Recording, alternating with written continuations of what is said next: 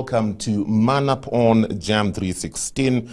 And before we get into Man-Up, I'm reminding you, Eden Tea, finest garden tea. If you haven't tried it, try some Eden Tea this weekend. Comes to us in several flavors: Eden Green Tea, Eden Lemon Tea, Eden Purple Tea, Eden Ginger Tea, and Eden Premium Tea, available at the supermarkets, affordable prices. And Eden Tea is reminding us, even as we see the numbers of the coronavirus rising in several regions of the country, Eden Tea cares for you and I, reminding us to continue washing our hands with soap and running water, avoid crowding in places, put on your face mask, maintain interpersonal distance, because together we will defeat the spread of the coronavirus. Right now, we want to take a look at the local dailies. What are some of the key stories that are making headlines today?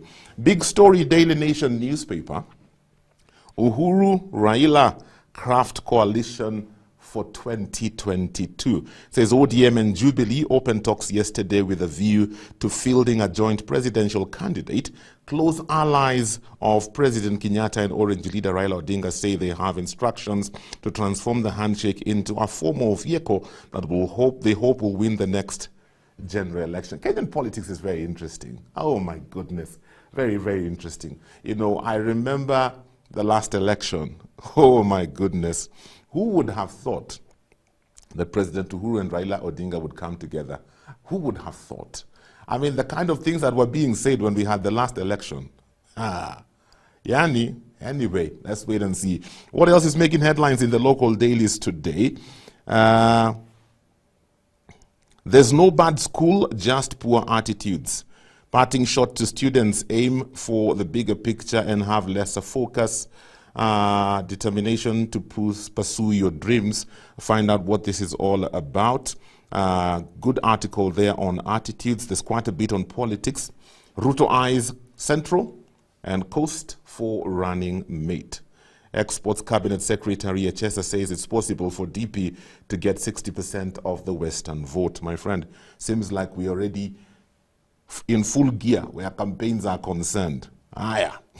So Raila is saying, who said I will run for president? Former ally Kalonzo Musyoka has said it would be stupid of him to support Mr. Odinga's presidential bid for the third successive time. And Raila is saying, who said I will run for president? So that's part of what you can find in the local dailies where Kenyan politics is concerned. And then on national news, more curfew hours as churches are shut in 13 western counties. Mr. and Mrs. Okumu, I know you're watching. Hebu nipatie update. Sasa kanisa imefungwa, mtaenda wapi? Health CS statement did not clarify whether the counties are on lockdown. My friend, we need to continue being vigilant and continue working together. Let's not be ignorant. Looking at other stories making headlines, there's quite a bit tributes to the late Chris Kirubi in the papers today. So you can take a look at that as well. I'm seeing quite a number of tributes in there. And then on matters biashara, this is on page 16 of the Daily Nation, says investors lose billions in Cyton Chama Corn. To successfully pull the corn, Cyton set up 2 products with similar names. Oh my goodness. I mean, the way people are losing their money, some of these investment firms, it's just sickening and it is worrying. And sometimes you wonder, so where do I invest? Ndio watu wengine wanasema waeke tu kwa mattress na maisha iendelee. Looking at other stories still in the local dailies today, trying to see what else is here, trying to get to the center pages. County news, elders accuse Munya of fueling Mount Kenya split. Speaker Justin Muturi was made region's kingpin last month. Take a look at that. Other stories you will find in the center pages from around the world. Kaunda, Zambia's first president, dies aged 97. Wow. By the way, men, since we are talking about men today on Man-Up, did you ever own a Kaunda suit? Or do you own a Kaunda suit? Yeah, he made the Kaunda suit very famous. Looking at other stories, there's something from the US of A, and there's something on business as well. I'm trying to get to the last pages of the dailies today. What is making headlines in the sports section, if I can get there. Iya digital haifunguki haraka kama ile ya. Okay, in sports, I'm the man sizzling Omanyala sets new 100 meters Kenyan record. Ooh, there you go, my friend. Fastest man in Kenya betters his own record with a blinding 10.05 seconds to win the men's final. Take a look at that story. That's quite inspiring.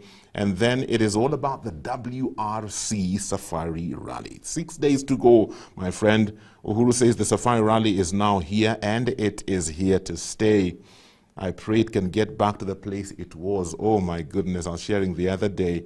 April holidays was for Safari Rally and Easter when we were kids. It was unbelievable. UEFA, Euro 2020, Southgate's perfect Euro 2020 start gives England momentum. Those are some of the key stories you will find in the local dailies today. Grab yourself a copy, keep yourself informed on what's happening both locally and also internationally. Men, we are having a conversation today and asking the question, does money make the man? It seems like, kama hauna kakitu, you have no voice. No one will listen to you. It's like you're not complete as a man. Does money make the man? That's the conversation coming up shortly, so stick with me. It is Man Up. Every Friday we get into conversations with men, and today is a Friday. Today we are talking about, does money make the man? Even as we look forward to Father's Day that's happening this Sunday. And in studio with us today, I have Kennedy Ogembo. Kennedy Ogembo is the program manager at Siasa Place. Kennedy, how are you doing? I'm doing fine. Oh, my name is Ken Ogembo, not Kennedy. Okay, Ken. asante sana. I was given the wrong name. Ken, karibu sana. It's good to have you on the show today. Asante sana. Most care. Awesome. Also with us today, we have Reverend Tony Kiama. Mchungaji, how are you doing? I am fine. We bless God. Bwana asifiwe. Amen. Karibu sana. Asante. Next time you visit me, bring me a cola. Amen. So, gentlemen, the question is, does money make the man? Ken, what do you think? Yeah, I think it doesn't have a straight answer. Okay. And I can give a little bit of explanation. So I would start by no. There is no and yes. And starting by no, by the fact that you are born a man, male or female. Yes. So if you are born a male, you are a man. If you are born a female, you are a woman. And that cannot be taken away. Yeah. So on that regard, no. But when I say yes, yes, it has a little bit of historical background where we come back to the society and where this coming up, the society distributed labor. So when they were distributing labor, so a lot of roles that were given to men had financial obligation. Okay. Most of the roles that were given to women had a lot of care. So as we grow up, although these things have been changing, because probably at that time you realize that men were given jobs that require you have to build, so probably it requires that you have money, you have to pay dowry if you are marrying, and that requires money. And then when now you fail or you are not able to meet this obligation, sometimes the society might judge you that you're not man enough. But that does not take the fact that while God created you as a man, a male man, and that cannot be taken away. Okay. So that is my take. Pastor, do you share the same sentiments, or you have another way of thinking? Whether we like it or not, it shouldn't define who we are. That should be the ideal situation. Okay. Money should not define who you are. But the truth is, 99% of the men I have ever found in depression, it had to do something about money. Either a loss of a job, which translates to shillings and cents. Because as a man, you lose your identity, I guess, in brokenness, whether you want it or not. And that's how society is. Yes. Whether we want it or not, that's just how society is. And I want to explain that with a story in scripture. Ecclesiastes chapter 9, and the story is found, chapter 9 from verse 13 all the way down. And the story is told, the writer of Ecclesiastes is saying, there was a man who was poor, and he lived in this small city. And this city was going through a very difficult time. They had been engulfed by an enemy way, way bigger than themselves. Yeah. Now, this poor man gave the king an idea. Out of his wisdom, he gave them an idea on how to overcome an enemy bigger than themselves. Because they were surrounded, they were besieged, and there was no way out. They were literally going to die of starvation. Yeah. So he comes up with an idea. They are able to, repel an army way greater than themselves. But the Bible here says, the writer of Ecclesiastes says in verse 16, so I concluded, wisdom is better than strength. Nevertheless, the wisdom of the poor is rejected. Yes. His words were never heeded. This man, just by the fact that he was poor, no one remembered him. Yet he was the hero of the day. He saved his nation, but no one remembered him. Why? Not because he wasn't wise, not because he was short or the color of his skin, but just by the fact that, you know what? He was poor. Wow. Couldn't that be then this thinking that we have that, if you have money, you have a voice. If you have money, then you are total man, so to speak. Could this be one of the reasons why cases of corruption are so high in this country? Because it really doesn't matter how I get the money. As long as I get the money, then people will listen to me. I have a name, I have a voice. Ken, what do you think? No, I think that can't be true. If you're a thief, you're just a thief. Because yes. Let's reflect upon our country and see what's happening. I don't know. Not everybody can steal from government. So the few who can steal are probably given the opportunity to steal, and it's just a club. So one person steals from one point, they are removed from that point, are taken to another place, they're still there. And this is not only for men. We have women in this country who have been accused of stealing billions. Okay. That didn't make them men. Okay. So we need to separate this culture where if somebody is a thief, let us just call them thieves. If there are people who are working hard, who acquire their money and they can always explain, and in that regard, we must appreciate people who are working hard and looking forward to build this country, and separate them from people who are thieves and bringing this country down. And that is why, because one person stealing billions, keeping them outside, are denying several youth job opportunity, because otherwise, if that money was with us, it could have probably created a lot of opportunity for the young people, and that could have also made other people men enough. As Pastor just said, if you have money, you're man enough. Pastor, you said something earlier, and I'm wondering how then do we turn tables here? Because when we lose our jobs, for men, we have placed such an importance on our jobs and our titles because it gives us identity. Even when we meet, we size each other. What do you do?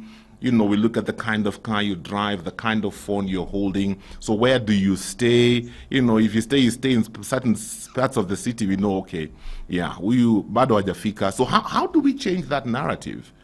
Because from my perspective, that narrative has a part to play in some of the things we are witnessing in this country. How do we change the narrative of just valuing somebody for who they are and not deriving our identity, especially as men, from how much we have in the account and what we do? Number one, if you're married, for you to survive joblessness and being broke, it's entirely dependent on how your wife's attitude. The men who have survived being broke and when you've lost a job and your livelihood is directly dependent on how your attitude to how your wife treats you. Because the men who have survived that or who didn't go into depression, their wives were very, very supportive. They were like, you know what? My husband, a better day is coming. A better day is coming. We will navigate this thing together. And of course, it depends on the husband's attitude. You know, you're not just lazing around, you know, a bum in the house. No, it just, you know, you also pull your weight in the house. You don't feel like, because I wash the house or because I cook, I'm less of a man at this particular season. It's just realizing that you and your wife are a team. And because you're a team, you fight together. Two are better than one. And so that way, you are able to navigate this challenge very well. Now, when your wife thinks of you of less of a man because you don't have a job. Because, James, the truth is, you can wake up in the morning, go into the street, and not find anything to do. Unaweza tafuta job ya Uber ukose, unaweza jaribu mtumba igonge mawe. As in, people, it's not that they don't have money because they didn't try.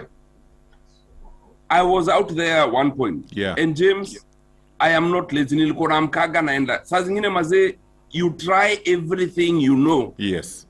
Baka now, you lock yourself in the house, you sleep the whole day, literally. Because you don't want people to ask you, oh, fanya nini, you know, and that's just how society is.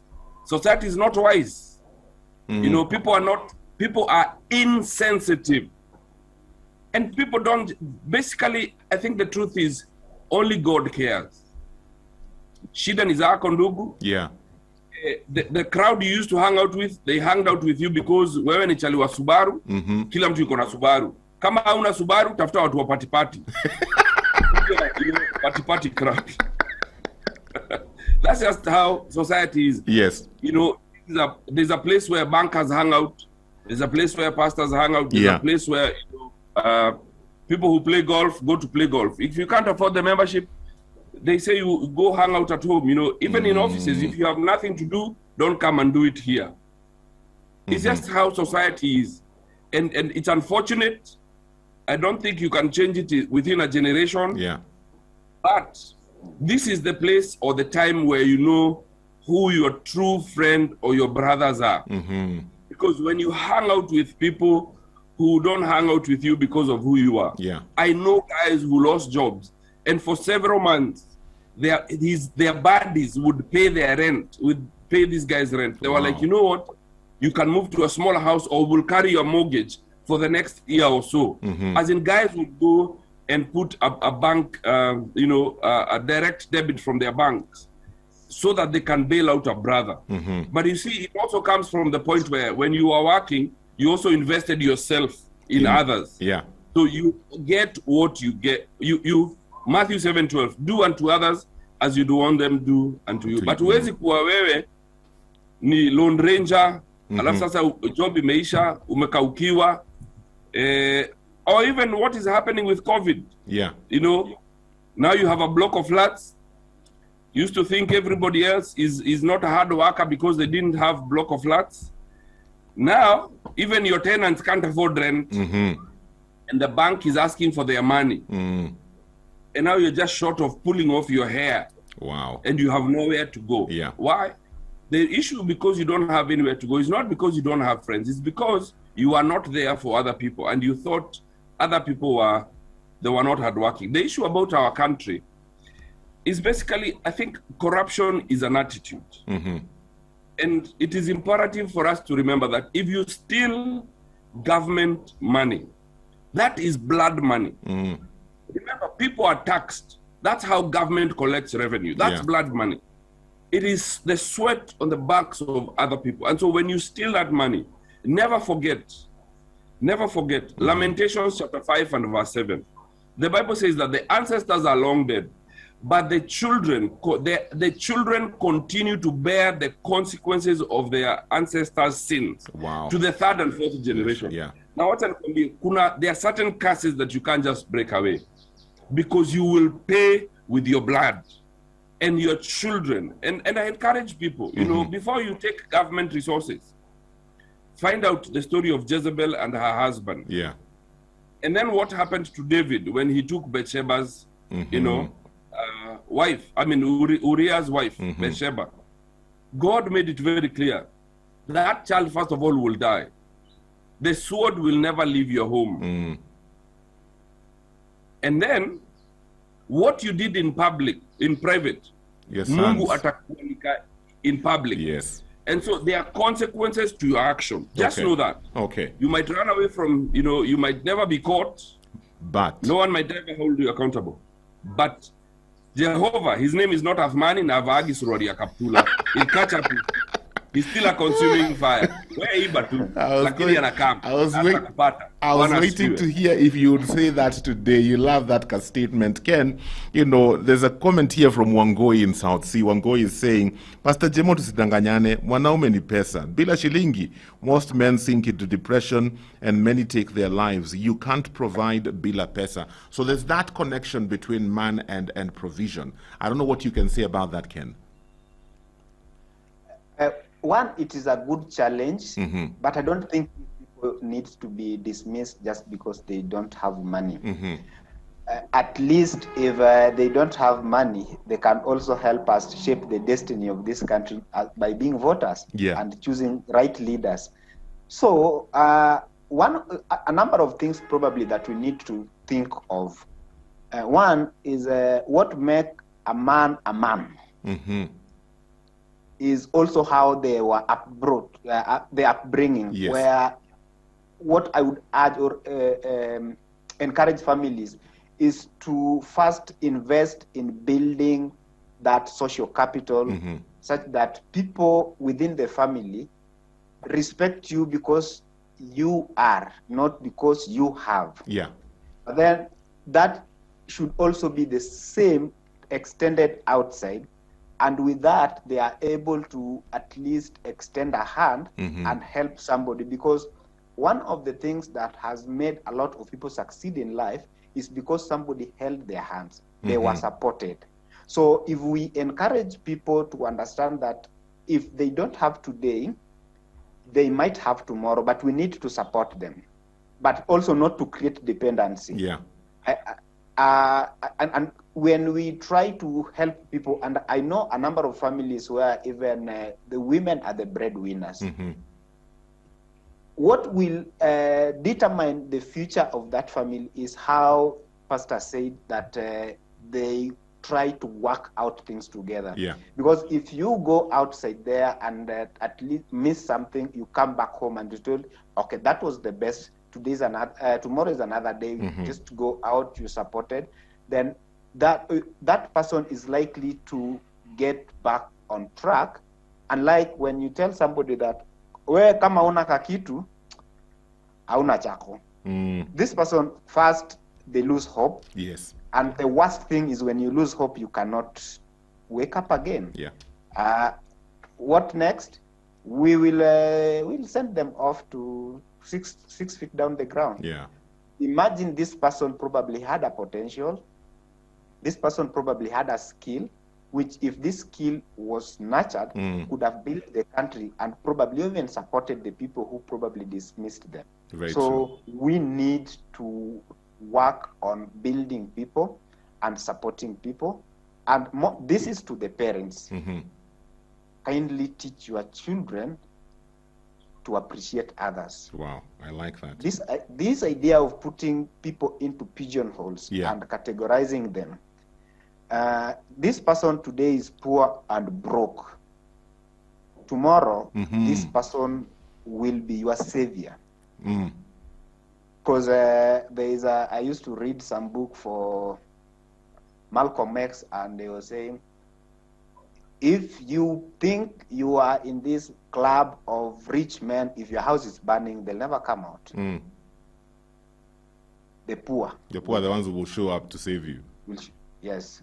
Wow. So appreciate that kind of social capital. Okay. Gentlemen, shortly we'll talk about then what makes a man. How do you find value as Ken? How do you find value as Reverend Tony? Because I know you don't find your value from money. So where do you find worth and value, and how can other men learn to do that? Several comments coming in. Phyllis Akiwa, Saudi Arabia. Philip is saying Pastor Kiama is the best God describer. Jehova havai suruali ya kaptula. Mgote sana. Philip wa Saudi Arabia amekusalimia. Reverend Tony. If you have any questions for us today, 20316 is the SMS line. WhatsApp number 0786316316. Let's talk about then, how do I find worth as a man? If money doesn't make the man necessarily, where do you find your worth, Reverend Tony? Number one, for me personally, I find my worth in God. Because where I am today is not where I started 23 or 25 years ago. Yes. And your self-worth is built in lifting my eyes around, Jerusalem. Where does my help come from? My help comes from the Creator of heaven and earth. So it's in that I find my self-confidence, so that it's not pegged on whether I have or I don't. And just the realization that, I don't have, not because I don't work hard. It's not because I don't work smart. Yes. But the Lord, the Bible is clear. The rich and the poor have this in common.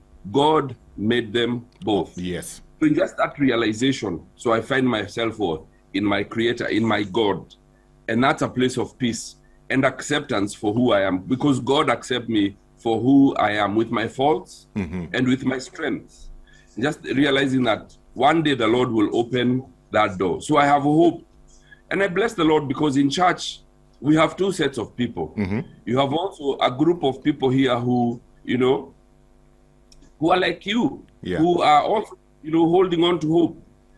It's unfortunate there are churches where maombi ni kwa mtu akona pesa, watu 100,000 wanaombewa, which is sad. Yeah. But so important to remember that even within the clergy, there are thugs. And may the Lord have mercy on us. But find your worth in Christ. Wow. Ken, where do you find your worth? Number one, find it in Christ. And that does not mean that you wake up in the morning and pray the whole day. What you need to do is, first, believe in God, trust in God. Number two, go out there. Try your best. There's a story that I keep on telling my colleagues in the office, that if you don't fail several times, you are not doing anything new. So you must try and do something new. So the number of times you come and say that we were trying to do this and failed, I was trying to do this and failed, that tells how much you are putting effort. Number three, if you fail 7 times, you need to stand up 8 times. Yes. Because if you don't stand up, then we will probably declare you won't have any place to go. So put God first. God will open up your mind. Work hard, and then just work hard. Try new things, and then God, because whatever you put God, whatever you try, put God first. Try something, it will work out. Okay. And that will make you worth it. It won't just come on a silver platter, or somebody, or you start blaming other people. No. You won't make it. Okay. You must go out and work hard. I'm just wondering, Reverend Tony, about the next generation. The next generation that we are raising up, because it seems like they have really bought into this narrative that kama hauna kakitu hauna sauti, and our young people will do anything to gain an extra shilling. It's no longer about morality or character. It's about what's the balance in your account. And, men are finding their worth in their gadgets and in the clubs they belong to, just like you said earlier. What must we do to ensure that the next generation does not derail because of this kind of thinking? Number one, values are caught in the homes. And so we need to recalibrate how we do home and how we do family. Because most of these values they stem up from home. some of the values that we hold dear, we were taught by our parents. Yeah. And so in those homes where the person who does, this or the other, I mean, the person who has money is the one who is hard, whether they are young or they are, huyo yuko na kitu ndio kusema, because you are your dad's favorite or your mom's favorite. Yeah. Or it starts, when you're young, when you necessarily don't have money. The guy who is always becoming number one in the house. Yeah, and he's the guy who gets the attention of the parents.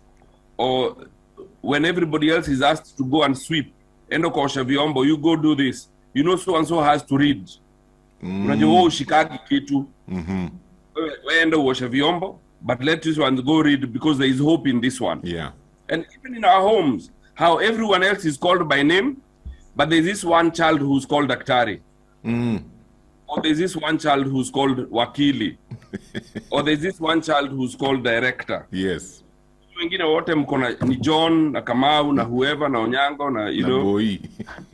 Na Boy na Wakesho, lakini kuna Director. You get what I'm saying? So I think it's important for us as parents to be cautious of the fact that, this one is not more of a son because of the achievements. And there's something you're saying to the other children and even to the grandchildren in that home that you will only be listened to if you have. And so they will go to whatever length. That's where they start finding value in the things they have. Yeah. When a child doesn't have a new phone, they commit suicide. It's because in their home, phones are highly valued. People keep changing phones, and the guy who has the latest phone tends to have the voice. And let me also say this, that in your home, stop talking about things. Because that becomes the culture in that home. Where your focus is all on, this or the other, like in our home, we don't. We just focus on the things of God. Because not all your children will not be the same. Yeah. And I need to remind us this. Not everyone in this country is a millionaire. Yeah. And just because you never drove a car doesn't mean that you don't have a success story. Very true. Maybe to get from where you are to where you're standing. Because let me tell you something, James. For some of us to be sitting where we are sitting, yes, it literally took the physical hand of God. It's not because we are not working hard. I was in Kikomba by 5. I worked. I used to do 2 jobs. Now I was to Kikomba, Nana Hankwama 3. And other things that, and I mazejo, and it wasn't, it is by the sheer grace of God. Yes. And so when I think what we should be dealing with here is laziness. Vis-a-vis not, don't be lazy, but you go out there and work. Yeah. Yes, I was able to pay my rent. I was able to put food on the table. Just because I didn't have a car, that didn't mean I wasn't a successful person. Very true. I was proud of what I was doing and the odds that I had to fight against. Wow. The odds against me, man, but I still stayed afloat. The effort to stay afloat was drowning, Pastor James. Yeah. The world didn't care, but at least for me, I knew I was floating. But it's in that sense that I'm saying, you know what? Not everyone in your classroom will be number 1. But what happens to number 29 and number 30? They're not human. They're human. And it's not that they didn't read. By the way, when we go to the prep, all of us read. Some of us are just unfortunate. Zile vitu ulisoma hazikukuja kwa exam. Gentlemen, my time is up. I have to cut short this conversation, but we will definitely need to pick it up again. Ken, thank you so much for availing yourself. Reverend Tony, asanteni sana. We have to get into Food for Thought with Professor Ndetei. But let me say, as we celebrate Father's Day this Sunday, don't just celebrate your dad because you're na kakitu. Wale hawana kakitu hata watumiwe SMS. And I was saying in church this Sunday, ni kuone kwa Facebook unasema Happy Father's Day na hujapigia mzee simu. Pigia mzee simu. Appreciate him, for being the father in your life. A colleague of mine was telling me yesterday, now that I have children, I have grown to love my father even more. Because I'm thinking, how did this man do this thing? Mi saitu niko na wawili lakini wamenipeleka mbio na kwetu tulikuwa 6. and my dad managed. So to all the men watching, happy Father's Day this Sunday, and make sure you call your dad and appreciate them. Next, we are getting into food for thought with Professor Ndetei as we continue with our conversation on borderline personality disorder. Food for Thought with Professor David Ndetei. Thank you so much for tuning in. It's another day where we have Food for Thought with Professor Ndetei. We are on part 3 of a conversation we began 2 weeks ago talking about borderline personality disorder. I have to say it slowly because when I say it fast, the lawyer in me comes to the surface and I say my own things. And so we have been discussing this disorder, getting to learn what it is and how it manifests, but we didn't quite finish. So I want us to pick up this conversation from where we left off last week. Is this something that is hereditary? Is there something that causes it? Is there something that triggers it? Yes, a good question again. People with the personality disorders, the way we just discussed, as I said, it tends to begin showing or manifesting very early in life, in adolescence or early adulthood. As I said, it's pervasive, it continues for a long time. It comes across different situations. It's something, as I said, this is the personality of this person. We have always known him to behave like that, only that it is abnormal. Okay? Yeah, only that it is abnormal. So it tends to have those characteristics. And also, it may run through families. If that's the case, then what would be the explanation? Is it a genetic factor, or is it the same environment that is shared by these people? Because environment contributes to any medical condition. I think we all understand that. Very true. Whether depression, whether we say high blood pressure or whatever. Environment plays a very important role. Where environment is where you live, the kind of people you live with, that's the kind of environment we are talking about. But then about 75 to 80% of our behavior is genetically determined. That's why I say, if you are intelligent or if you have a very high IQ, whatever it is, for heaven's sake, don't boast about it. You did absolutely nothing to have it. It was given to you. I like that. It was given to you. It was given to you. And there's nothing you did.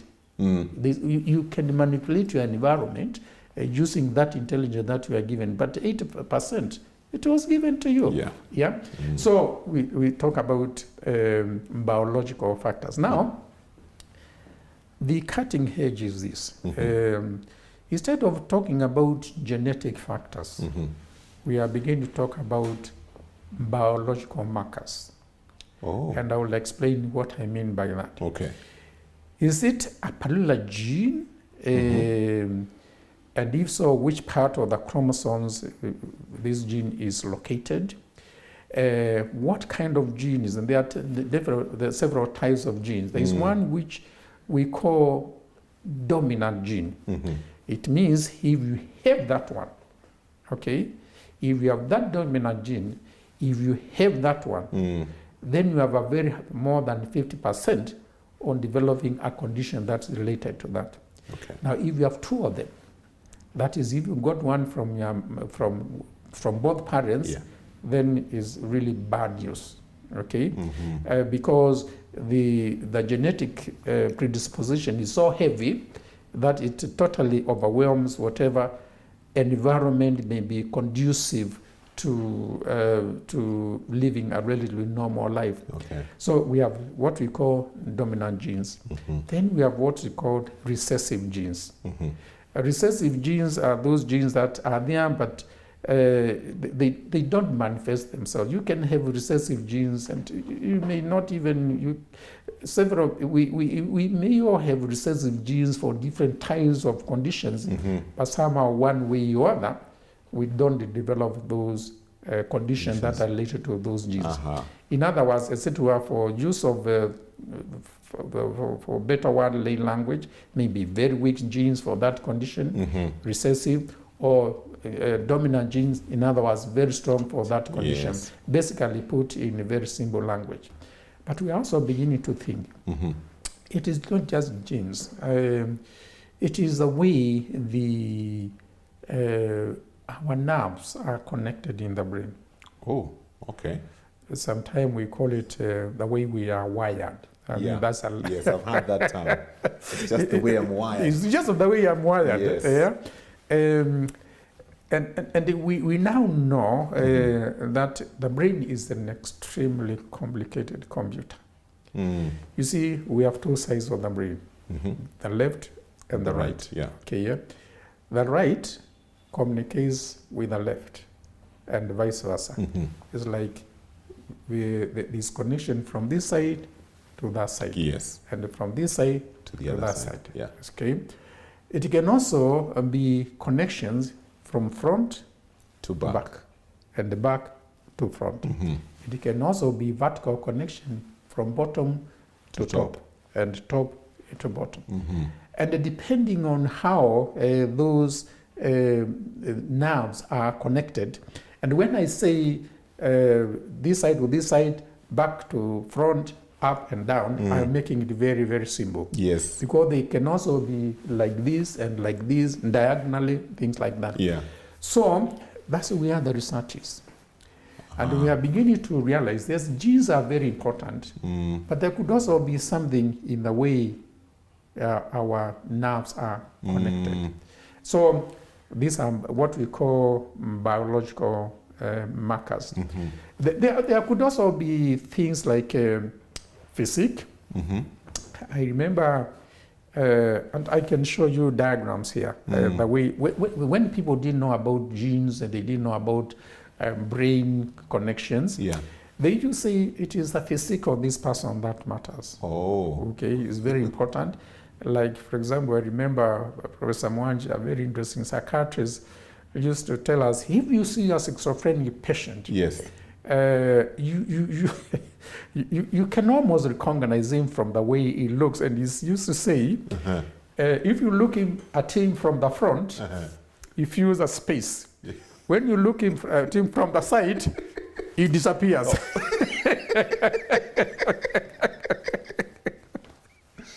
Wow. We used to laugh like the way we are laughing. Yes. And sure enough, when you those days when you saw a schizophrenic patient, they tended to fit That into description. that description. But we now know that was a very narrow. Yes. Was a very narrow description, and even today. We call it morphology. Even today, we are using morphology to characterize people with mental illness. Yeah. Do they have certain features that other people tend not to have? And there may be an element or two.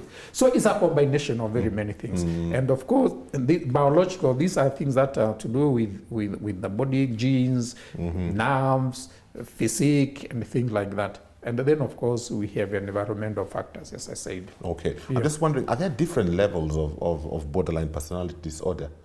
Yes, it all depends on severity. Okay. You know, it can go on for a long, long time. Sometimes it's so mild that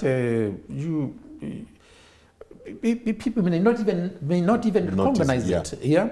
Then it may be not so mild, is moderate. People recognize it, but they are able to live with it. But then a time comes when it's so badly manifested that you have to do something because it causes disruptions within the family setup. I'm just wondering, in your line of work, you know, what's the most extreme case you've either studied about or interacted with? Well, as I said, when they go to see a doctor, it's because they have reached the end of the road. Yes. So you are basically seeing very bad cases. These are the severest forms in terms of that spectrum, from mild to obvious but tolerable, obvious but not tolerable, because they are causing hell in the house. They are causing problems in the relationship. Okay. People cannot take it anymore. So we are talking about severity. Yes, the answer to your question is it varies. There's a great degree. If you can put it on a Likert scale, say from 1 to 10, somebody may be on a scale of 1 to 10, somebody may be on 2, another person may be on 9, close to 10, or sometimes when it comes to very close to 10, then the things are bad. Yes, they cannot be tolerated in the house.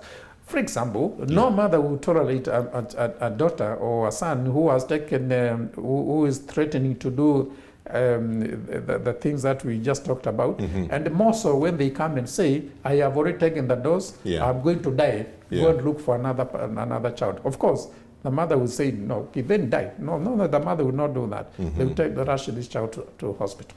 That's all the time we have for today. Thank you so much for tuning in, and give us some feedback on the kind of information that we are giving you on this segment of the show.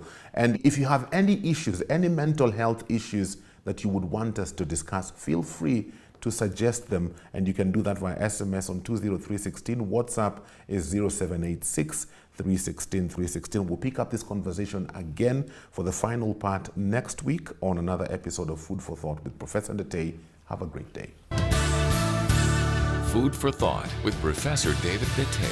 For this and more of our shows, log on to www.familymediaonline.com to enjoy a wide variety of programs, from current affairs to testimonials and features, pastoral and inspirational shows, kids entertainment, and so much more. Also stream live on www.familymedia.tv.